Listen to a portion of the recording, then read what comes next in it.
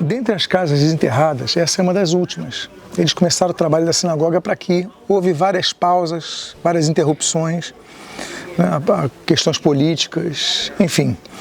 Mas dizem e se entende que essa era a casa onde havia uma igreja. Alguns motivos. O primeiro deles é o formato. Quando foi descoberto, vocês veem que é um formato octogonal, diferente de todas as casas.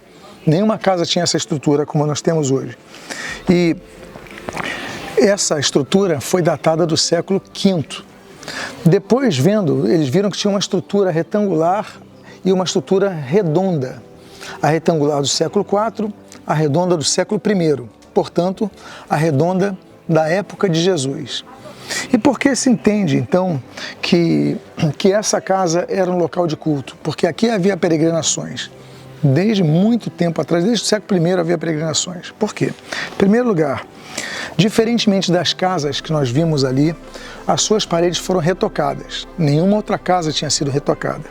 Em segundo lugar, a altura do muro ele foi elevado no século IV para 2,30 metros. Então, o seu muro era maior do que as outras casas. Em terceiro lugar, havia uma capa de gesso no piso que não havia nas outras casas.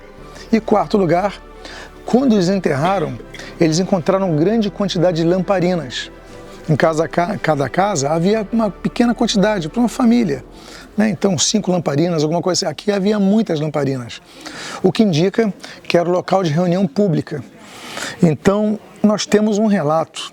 Aí você pergunta, mas aqui, por que nós dizemos que aqui é a casa de Pedro?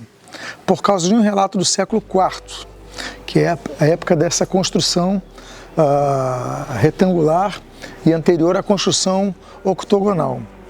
Nessa, uma peregrina espanhola chamada Egeria, ela registrou, isso é um documento histórico antigo, e disse o seguinte: em Cafarnaum está a casa do príncipe dos apóstolos, que foi transformada em igreja, ainda que as paredes permanecessem as mesmas. Ou seja, por causa desse relato de Egeria, então nós temos o entendimento que essa casa, que é distinta a todas as demais casas, e em frente à sinagoga, era o local de reunião dos cristãos.